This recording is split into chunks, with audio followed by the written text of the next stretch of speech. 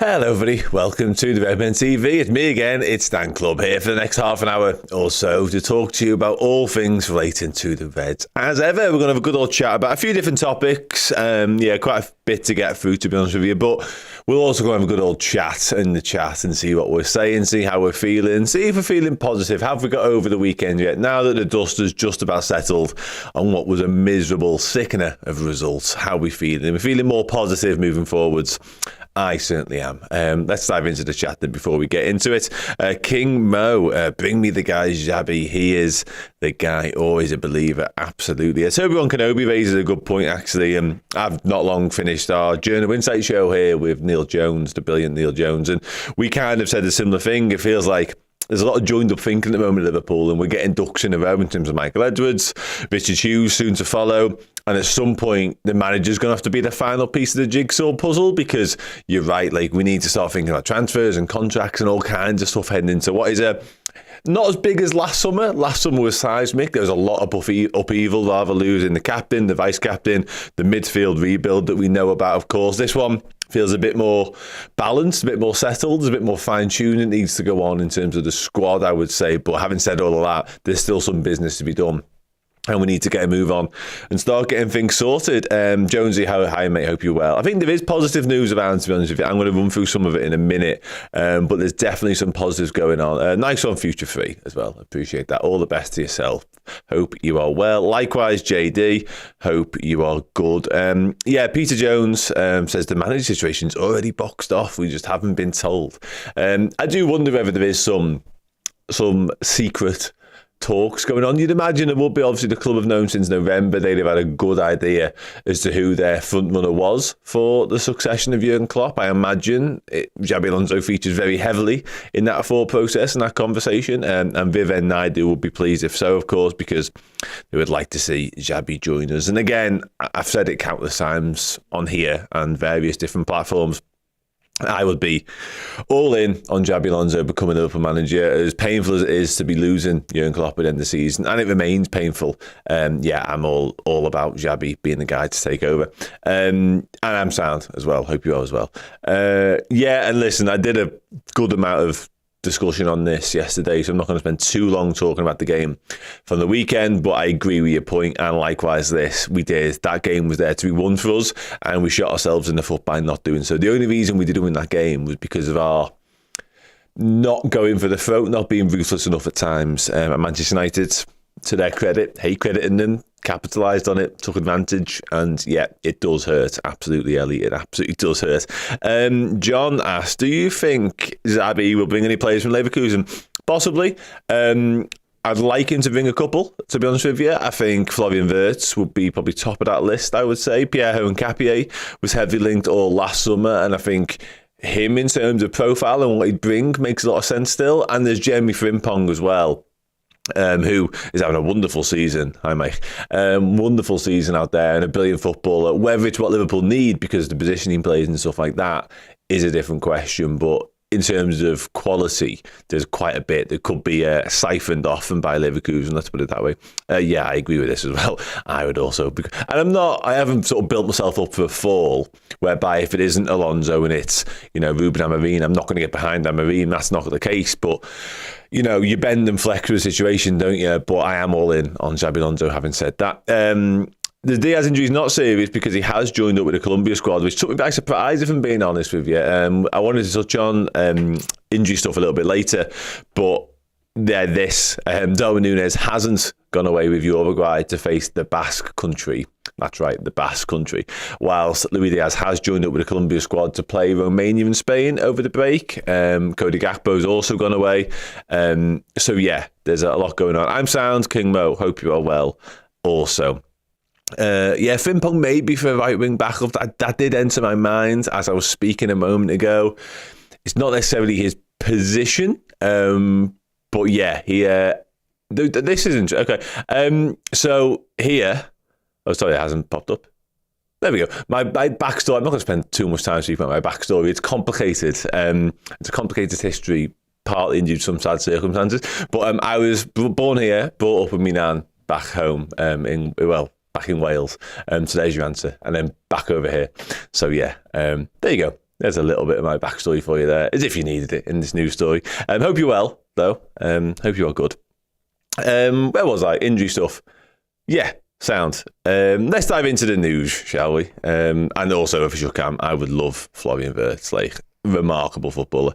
And he'd probably be, somebody mentioned sort of a right winger there. And the Salah situation remains, I don't want to say up in the air, but unresolved for the summer. I think there is some stuff to be ironed out there. Nice one. I'd also love Jamal Musiala. He fits that bill as well. And I think if we are in need of a Salah backup or possibly even a Salah replacement, I think Musiala or Florian Wirtz tick those boxes. I'm not quite sure who I'm not sure if your Frimpong does. I think he'd be more like a Conor Bradley-esque signing, and we've all seen how incredible Conor Bradley's been. So, yeah, I'm not sure whether we'd be desperate for him. Enros LFC, hello, mate. £5 super chat, thank you very much. Hi, Dan. Love the Redmen TV and love the show. He's a Liverpool fan from Bath in Somerset. Okay, lovely, lovely part of the world there. God's country. Somebody asked me a moment ago. There we go. I found it. Who my favourite? It's got to be Gerrard, hasn't it? Like, ultimately, I'd love to give you a different answer. I mean, Salah's up there. I've adored watching Thiago play for Liverpool as much as it hasn't been the success story I might have hoped. I think in terms of just pleasing on the eye footballers to watch, Thiago's right up there amongst them. But yeah, Xabi Alonso himself falls into that category as well. I love Dirk Kuyt. I love his work rate, his never say die attitude. I was all about that for a long time. Sami Hyypiä is also growing up as probably the one. Sami Hyypiä for me, to be honest with you. But yeah, like Revant says here, like it's difficult to overlook Steven Gerrard in any conversation. You almost need a separate question, a separate category. So other than Steven Gerrard, who's your favourite Liverpool player? That's the Barcelona game. 4-0, without a shadow of a doubt. That's much simpler than the previous question to answer, because what a night. Like, what a night. Just remarkable. And I was dead fortunate to be there, to be honest with you, just to give you, I feel like I'm giving loads of backstories here. But I didn't have a ticket for up until the build up to the game, and then I think the day of the game, or possibly the day before the game, someone I know said, I don't want to go, I'm not going to go because the tie's over, obviously the 3-0 deficit from the Nou Camp, and he said, no, I'm going to leave it, do you want to go? And I was like, yeah, right then, mainly because I wanted to watch Messi, because speaking of favourite footy players, it's probably Messi's the best to ever grace the earth in my opinion. And Xavi and Iniesta fall into a similar category in terms of my favourites outside the box as well. But I just wanted to watch Messi play, live in the flesh. So I went, yeah, obviously I want to watch Liverpool regardless, but I was like, yeah, Messi live, why not? And then obviously we all know what happened thereafter. Utterly remarkable. For King Mo, nobody gets close to King. Yeah, I wasn't around, unfortunately, to see Kenny Dalglish strut his stuff in a Liverpool shirt. 91, I was born. So, yeah, his peak was a little bit before my time. Anyway, news-wise, Xabi Alonso. TeamTalk have reported that the top choice to replace Jurgen Klopp, of course, in the hot seat at Liverpool is Xabi Alonso. But luring him to Liverpool is not proven easy, especially, let me go to that chat, especially with his focus very firmly fixed on Bayer Leverkusen's push for a first ever Bundesliga crown. There is also the small match with Bayern Munich rather than the Reds for the Spaniard, whilst it's also suggested Alonso could feel the chance to coach Liverpool coming too soon in his career. And then it goes on to say, TeamTalk has learned that Liverpool have put a 3-year deal on the table for Alonso, and that is there for him to sign when he is ready. Sound. Nathan Weiss, I am sound. Hope you are likewise. And listen, in terms of the news itself there, in terms of whether the deal's on the table, I mentioned a moment ago, there's almost certainly been talks, whether it be with his representatives, his agents or whatever. Liverpool can't let that situation go unresolved for much longer, because in an ideal world, you know, it refers to it there in a way, the Bayer Leverkusen would stand firm and nothing would really happen in the way of Xabi Alonso between now and the end of the season. But whoever Liverpool go for, whether it's Alonso, Ruben Amorim, Roberto De Zerbi, not for me, by the way, but they're all in jobs. So whoever Liverpool approach is going to be a relatively difficult one to sort of get right and sort of get him over the line, because timeline-wise, it's really difficult. But I'll come back to what I said right at the start. Like, it's hard to imagine a world whereby Liverpool don't have at least a clear idea of who their manager's going to be for next season by the end of this season? Because if you suddenly still are unsure of who your managerial appointment is going to be by the end of May, you're very quickly into June, you're very quickly into pre-season, transfers already started happening and stuff like that. So Liverpool have got to get this right. They've got to get the timeline in order. They need to know, ideally in the next couple of weeks, who the next manager is going to be for next season. So I think it'd be naive to suggest that conversations weren't happening. Whether they come to fruition or not is a different story altogether. But again, I think from a Liverpool point of view, from an FSG point of view, we've got Michael Edwards in now. It looks like Richie Hughes could soon follow. The next step is the manager, and that can't wait until May. It can't wait until June. It's too late by then. The horse is already bolted by that point. In terms of transfers, there's contracts to be resolved as well, and all of this needs a clear picture, and all the players that we want to talk to, etc., etc., etc., are all going to want to know who the manager is going to be. So Liverpool needs to get it sorted. And again, I'll come back to it. I think everybody will be on board with it being Xabi Alonso, as would Craig Flynn here. And Nathan Weiss kind of alludes to it as well. Believes whoever's going to take over from Klopp is already done and dusted. Quite possibly. And I'd like to think so. And, just like official Cam, I'd like to think it was Xabi Alonso as well, to be honest. He said he's ready for this step. He has limited time and he's a world-class management. Okay, nice. Plu says, and it's a good point, Xabi will inherit a good team like he did Leverkusen. No, why do fans want him? I mean, it's so hard because there is no ideal candidate to replace Jurgen Klopp in a lot of ways, because Jurgen Klopp is incredible at what he does, of course. But when you look at the job Xabi Alonso's doing right now, and the turnaround he's achieved at Bayer Leverkusen since arriving there, it looks like he's about to tick the trophy box in the Bundesliga, possibly even in the German Cup as well. And, Liverpool stand in their way, potentially in the Europa League, certainly, hopefully. If it gets to a final, last script writer's dream of a final, Leverkusen against Liverpool, I don't see anybody else that comes close to that in terms of potential managers. I just don't. And there isn't that obvious serial winner. Like in years gone by, there's been your Ancelotti's, your Jose Mourinho's, even Antonio Conte to some respect. Not that any of them tick the boxes and fit the bill, because a lot of them don't. Ancelotti once upon a time was a candidate for Liverpool, of course, but it feels like Liverpool are going to have to get an up-and-coming manager. We are much in the way of our transfer business has often been buying the next big thing. It feels like our managerial appointment's going to be that as well. And Alonso feels to me like he could well be the next big thing in managerial terms. So why wouldn't you go and do it? And yeah, this is a point as well. And there is, of course, there's the emotional attachment there. There's the connection between the club. He already understands what it's like to represent this football club, which means something. Of course it does.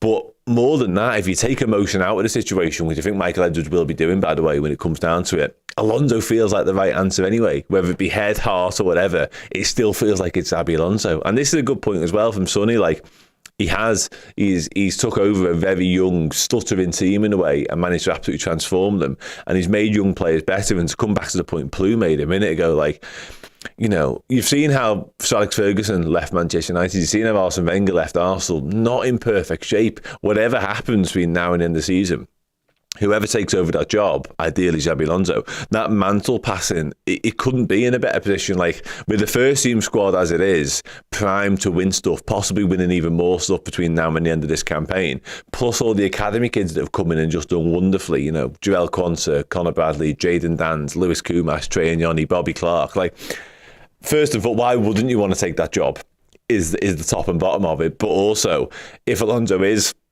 the right man, and if he is so good at working with youngsters, as he certainly appears to be, that feels like the match made in heaven, doesn't it? I struggle to see past him. I really do. King Jason, however, doesn't. He says Amorim, there's too much hype on Alonso. He thinks Amorim is the one. And Ruben Amorim, I think everyone is sort of drawn to him as the second option.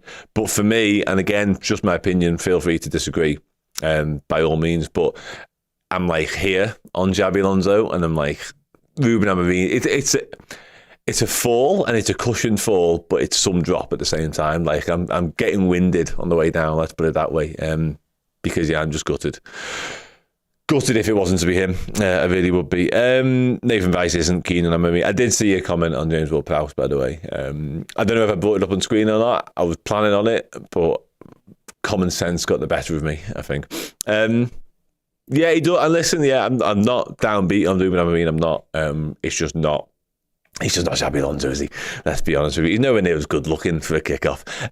Sound, I want to touch on the other news as well. It comes from the same article as well, which is incredibly handy. So I'll just scroll down ever so slightly. Part of their report on Liverpool's pursuit of Xabi Alonso is that the Reds are now keen to give him a new sign-in as well to further lure him to Anfield, of course. It's been claimed that the Reds have opened talks to sign Lille's brilliant teenage star, LENY YORO. He will be allowed to leave the League One side this summer after establishing himself as one of the best young defenders in Europe. To the end, Chelsea, Man United and Real Madrid have all been linked with a signature. However, Marca, which in Spain of course, claims YORO is Alonso's number one request should he take charge at Anfield, and now open talks on a possible €60 million, which is just over £51 million deal. Sound. LENY YORO then, 18 years old, centre-back. Now, again, I've just done a show with Neil Jones, and we spoke about transfers, of course, we always do, and he surprised me actually with his answer to this, and there's going to be a clip coming out on YouTube later, so keep an eye out for that. But for me, anyway, it feels like, again, I'll come back to Liverpool don't need to do major wholesale changes in the summer in terms of the squad, in terms of transfer business and all that sort of stuff. But it does feel like there is a little bit that could be done. There's a couple of additions here and there. Obviously, we know about Joel Matip probably leaving, Thiago likewise. So with Matip, I think it's a no-brainer to go and sign a centre-back. And I know he'd be linked to Tosin Adarabioyo from Fulham as well. He would be available on a free, so he's an option. Lloyd Kelly, likewise, would also be available on a free from Bournemouth. The Richard Hughes link makes a little bit of sense there. But LENY YORO, I think 18 years old, obviously it says it in the article there, just how highly rated he is. I think it would be a very smart acquisition if we was going to do something like that. As I mentioned, 18 years old. I want to bring up how many times he's played as well in a second, because he's got a decent amount of footy under his belt for someone so young. Let me just find the stats there. On this question, no, I haven't got coaching badges, but I've done like certain courses, like scouting courses and stuff like that back in the day, because that was kind of what I wanted to do once upon a time, would you believe it? But no coaching badges whatsoever. There we go, now it's working. So he played 25 times in Liga this season, scored twice, 35 appearances altogether. So Lille, high flying relatively in France as well, and he's 18 years old and he's playing that amount of footy. Like, that's impressive.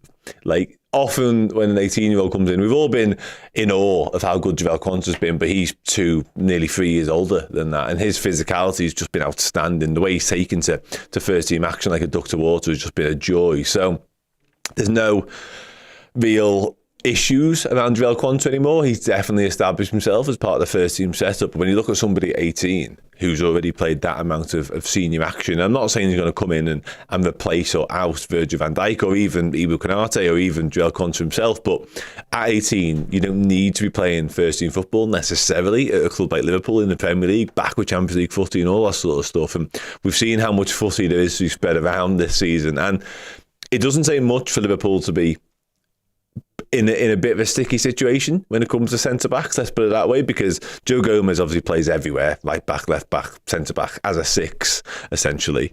Ibu Konate is not immune to injury problems, as we've just seen in the past few weeks. Joel Matip's probably heading out the door. We've definitely seen the best of Joel Matip in a Liverpool shirt anyway, so I do think an extra centre-back is quite important personally.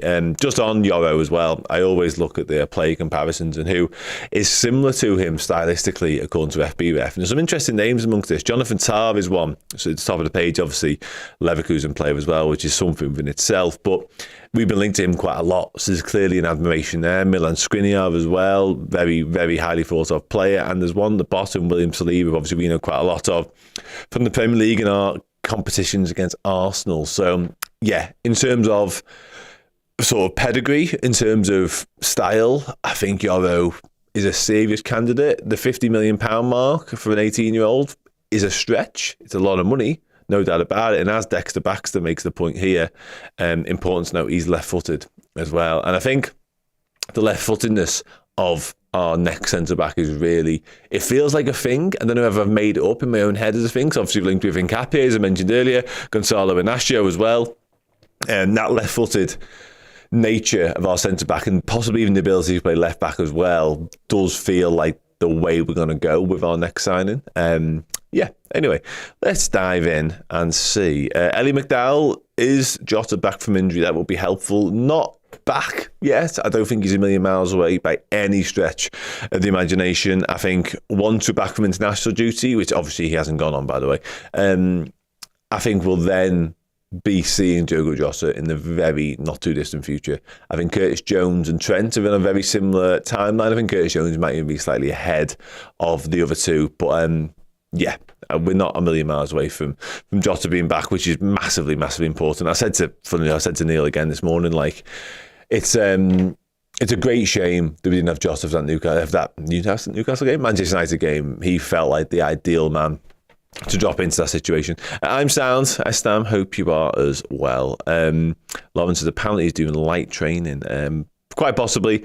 We've seen the return of Stefan Pacetic to light training recently. Ryan Gravenberch as well was back involved in the squad at Old Trafford, although he never entered the pitch, which makes you think that maybe he wasn't quite ready for action just yet. Do I still think Gakpo is better than Nunes?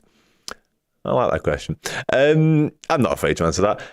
The difference is how I describe it. And listen, I'm a huge fan of Cody Gakpo, but am I stupid enough to sit here and say that he's been brilliant in recent weeks? No, because he hasn't. He's been miles off it for me, and he looks a little bit bereft of confidence. I think playing in different positions has definitely not helped his rhythm, definitely not helped his belief in what he can do as well. There's no two ways about that. He's struggling. He's massively struggling. And I actually think going away in international duty might be a positive for him because, listen, hopefully he gets a goal or two. That would be handy as well. But maybe just enjoying himself and being around his Dutch compatriots and trying to relax and without the pressure of Liverpool and without the pressure of what it means. They're only friendlies, of course, for the Netherlands. So whatever you think about Cody Gakpo, and people have already called him to be sold and all kinds of stuff on Twitter, I've seen it, but like having him playing well and being part of a functioning Liverpool squad is really important, because at times this season, like, we've turned to the bench and the bench has saved us quite a lot as well, let's be honest with you. So if Cody Gakpo can get firing again and start contributing again, because he's got 13 goals this season, like he's not got 4 and he's missed a handful of chances, far from it. He's been effective at times, he has. It's just, yeah, again, I'll come back to it. He's not playing well right now. And the real Cal Jones says, Gakpo been played that position. We need another right-side attack who can play through the middle. Yeah, the right-side attack, I think I tend to agree with. And we've never had to worry about who plays when Salah's not there necessarily, apart from African Cup of Nations, of course, because more often than not, Salah's been there. But this season, obviously, with Salah's recent injury problem, there was a little bit of like, oh, well, who plays right wing now? You know what I mean? So maybe that is an area we need to address in the summer, quite possibly. Ellie McDowell says, Gakpo is struggling, but he's a good player. All our lads, every one of them have sour patches, but that's part of the human component. Yeah, and there's no doubt about it. He's definitely going through a little bit of a crisis of confidence, a dip in form, whatever you want to call it. And Dexter Baxter comes back. He's better than Nunes. He's not been used for. And again, they're just different for me. And Nunes has got so many qualities that Cody Gakpo doesn't possess, and vice versa. You know, they're very different strikers, and they play the game in a different way. Somebody a moment ago mentioned Gakpo is a left winger, and only that. I think he is more versatile than that, but there's no doubt about it. Like, his versatility has caused problems this year, because I'd have to go back through the stats again. I keep meaning to do it, to be honest with you. And it's like, I would be amazed if he'd had a run of 3 starts in the same position, like properly amazed. And that isn't conducive to good form. I don't care what you say. I don't care who you are. Not starting 3 games in a row, or 4 or 5, whatever it may be, can't be helpful. It just can't be. So it's a shame. But ultimately, as I mentioned right at the top of this little rant that I've been on, hopefully he gets some confidence back up and enjoys himself in international duty and comes back. We can get the best out of him again, because I say it once more, having him in a good moment, playing well, on the bench, coming on, impacting games, starting other games, can be important. He's not a bad footballer. You don't turn into a bad footballer overnight. All of us, me included, were in love with Cody Gakpo when he first arrived at the football club. I thought he was brilliant. He was the heir to Bobby Firmino's phone. He was going to be Bobby Firmino 2.0. That doesn't just disappear. You don't get chased by Liverpool. Liverpool don't sign you, and, you know, Manchester United wants him for a little bit. Think of that what you will, but he isn't a bad player. He's a Dutch international who's played at World Cups. He's not a bad footballer. He just needs something to click again for him. And having said all of that, like I've said already, he's not very good at the moment. He's not playing well. Does it mean he's crap? No. Sound.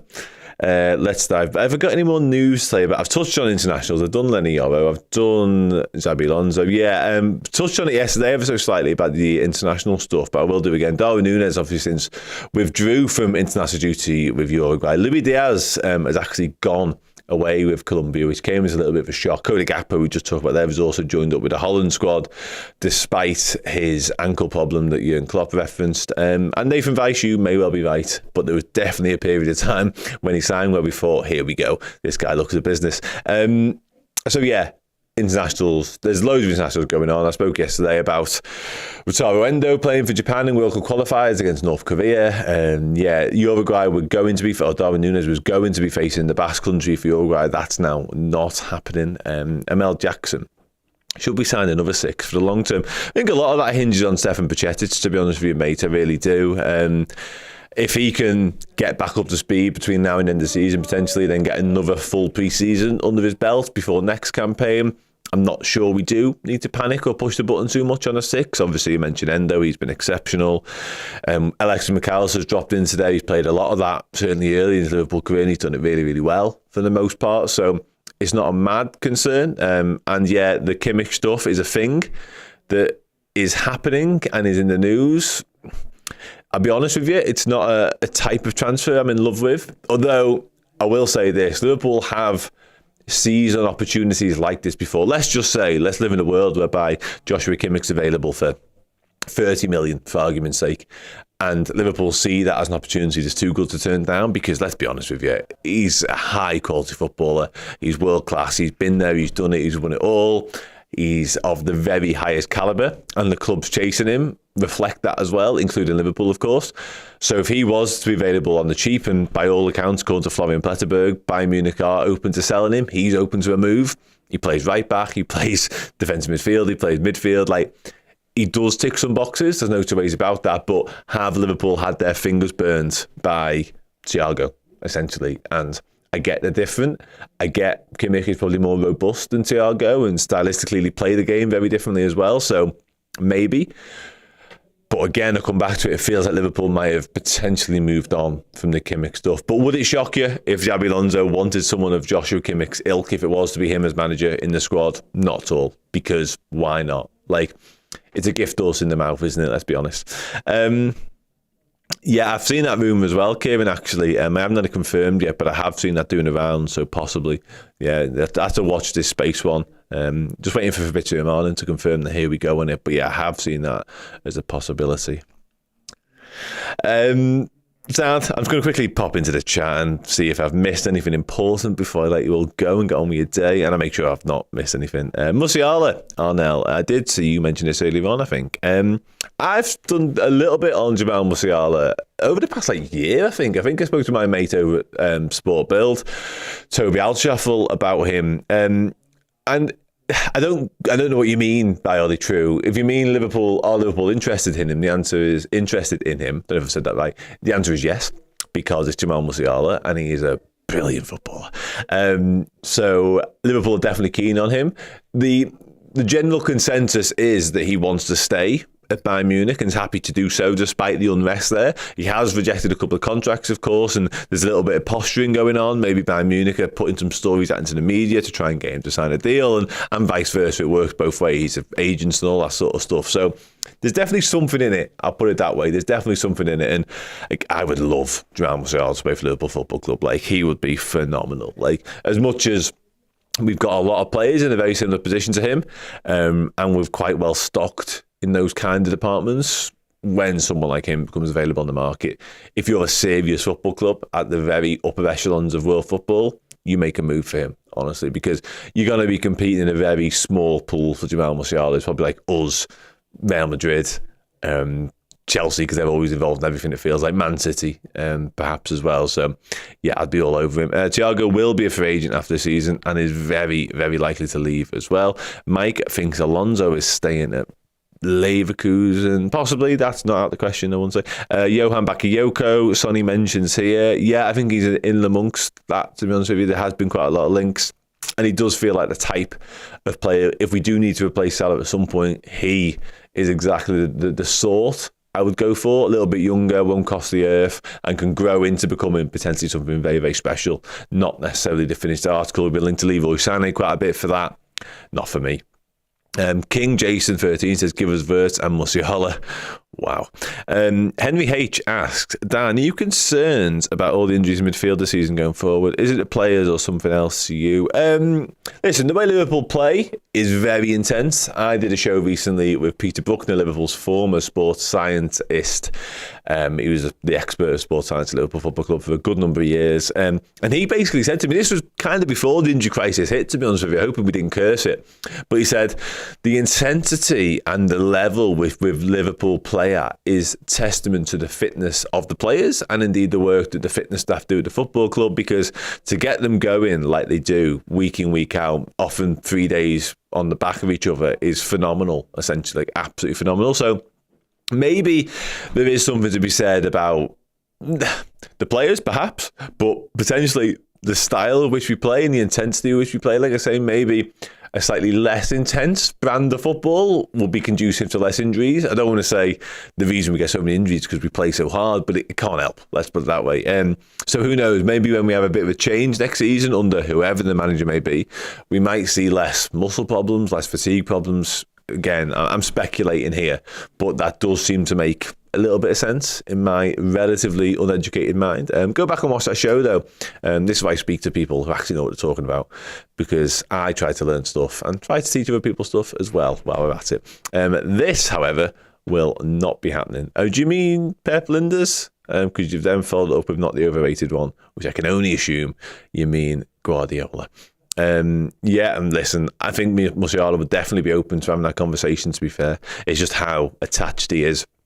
How attached he is to Bayern Munich, of course. Antoine Semenyo, yeah, he would be a bit of an Edwards signing. And the Edwards-Hughes link-up is a fascinating one to me. Like, the type of players we're going to be going for in this summer is really intriguing, properly intriguing. I think it's going to be a little bit of a throwback, to be honest with you. And Semenyo does fit that bill. Sound. I'm going to start wrapping up then. Likewise, Musiala was a 10. But he's a fantastic player, but he's a 10. We need to know when the next manager is going to play. Right now, we don't have a role for the 10. And yeah, it's a good point. And it's kind of Fabio Carvalho fell foul of that a little bit as well, didn't he? As much as Liverpool clearly really liked the player and they pursued him for a long time. We missed out on him at deadline day. They went back for him in the summer. It never really fit, did it, Carvalho at Liverpool? And then it didn't really fit at RB Leipzig for him either. He's having a bit of a renaissance at Hull this season, that's obvious. But I do wonder whether a new manager with new ideas and new systems and new formations might be able to get a tune out of Fabio Carvalho, because I think he's only still 21 and he's a wonderfully gifted footballer. There's no question in that necessarily. It's just positionally and I suppose the way he goes about his business didn't really work. That might change next summer. Who knows? And we'll have to wait and see. MK1 says Iraola was gaffer. I don't think we'll go quite as far as taking their manager off them immediately. But yeah, I think links to Bournemouth players might just be inevitable, to be honest with you. And in answer to this, probably. Yeah, probably his last 2-3 months have just been exceptional. Like, he was good at the start, and then he got better, and he got better. But right now, that is a lad playing at the peak of his powers, and I don't actually think we've seen the best of him yet, which is a contradiction in terms.